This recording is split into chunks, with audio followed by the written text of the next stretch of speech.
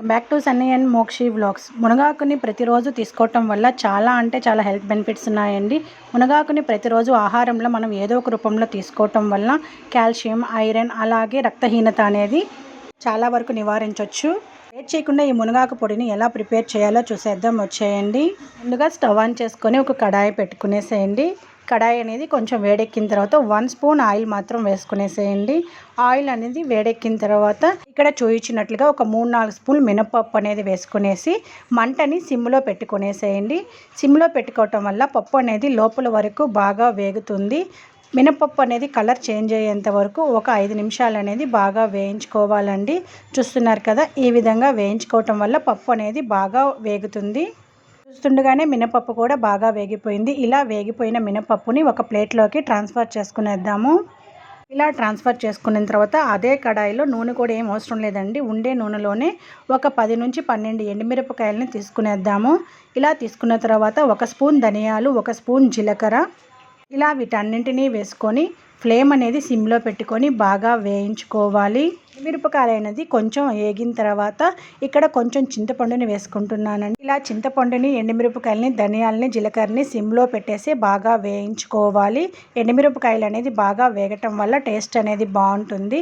పొడి అనేది తొందరగా చెడిపోకుండా ఉంటుందండి.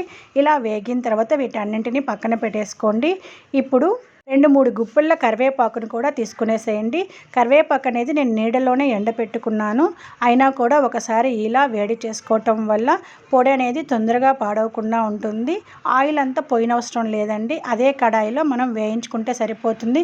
చూస్తున్నారా, ఇప్పుడు కరివేపాకు అనేది బాగా ఈ విధంగా పొడి పొడిగా అయిపోతుంది. ఈ స్టేజ్ అయ్యేదాకా కరివేపాకుని వేయించుకోండి. చాలా తొందరగానే వేగిపోతుంది. అదే కడాయి తీసుకునేసి ఇక్కడ నేను ఒక 2 రోజులు నీడలోనే మునగాకు అనేది ఆరబెట్టుకున్నానండి. ఎండలో పెట్టుకోవాల్సిన అవసరం లేదు, నీడలోనే ఆరిపోతుంది. ఈ విధంగా ఆరబెట్టుకున్న ఈ మునగాకును కూడా కడాయిలో వేసి కొంచెంసేపు అనేది ఫ్రై చేసుకోవాలి. ఇలా ఫ్రై చేసుకోవడం వల్ల పొడి అనేది ఎక్కువ రోజులు నిల్వ ఉంటుందండి. డైరెక్ట్గా మనం పొడి చేయటం వల్ల తొందరగా పాడైపోతుంది. ఇలా కొంచెం వేడి చేసుకోవటం వల్ల పొడి అనేది ఎక్కువ రోజులు నిల్వ ఉంటుందండి. ఇలా ఒక 2 నిమిషాలు కడాయిలో వేయించేసుకోండి. చూస్తున్నారు కదా, ఈ విధంగా ఫ్రై చేసుకున్న తర్వాత మునగాకు అనేది ప్రెస్ చేస్తే పొడిలాగా అయిపోవాలండి. అప్పటి వరకు ఫ్రై చేసుకోవాలి. ఇలాంటి మరెన్నో వీడియోస్ కోసం నా ఛానల్ని లైక్ చేయండి, షేర్ చేయండి, సబ్స్క్రైబ్ చేసుకోండి. పక్కనే ఉన్న బెల్ ఐకాన్ నొక్కండి. ఈ వీడియో కనుక మీకు నచ్చినట్లయితే మీ ఫ్రెండ్స్కి షేర్ చేయండి. ఇక్కడ చూపిస్తున్న విధంగా మునగాకుని మనం నలిపినప్పుడు ఈ విధంగా పౌడర్ లాగా అయిపోతే స్టవ్ అనేది ఆఫ్ చేసేసేయండి. ఇప్పుడు వీటన్నింటినీ బాగా చల్లార్చుకోవాలి. ఈ వీడియో కనుక మీకు నచ్చినట్లయితే మీ ఫ్రెండ్స్కి షేర్ చేయండి. ఇలాంటి మరెన్నో వీడియోస్ కోసం నా ఛానల్కి ఒక చిన్న లైక్ ఇవ్వడం మాత్రం మర్చిపోవద్దు. ఎవరైతే నా ఛానల్ని కొత్తగా చూస్తున్నారో సబ్స్క్రైబ్ చేసుకొని పక్కనే ఉన్న బెల్ ఐకాన్ని నొక్కటం వల్ల నేను చేసే ప్రతి ఒక్క వీడియో కూడా మీ దాకా వచ్చేస్తుంది. చూస్తున్నారా, వీటన్నింటినీ బాగా చల్లార్చుకున్నాను. ఇలా చల్లారిన తర్వాత ఒక మిక్సీ జార్ అనేది ముందుగా మనం వేయించి పెట్టుకున్న మినపప్పుని, ఎండుమిరపకాయలని అలాగే తగినంత ఉప్పుని కూడా వేసుకునేసి మెత్తని పౌడర్ లాగా చేసుకోవాలి. చూపిస్తున్నాను కదా, ఇక్కడ చూపించినట్టుగా పౌడర్ అనేది చేసుకునేసేయండి.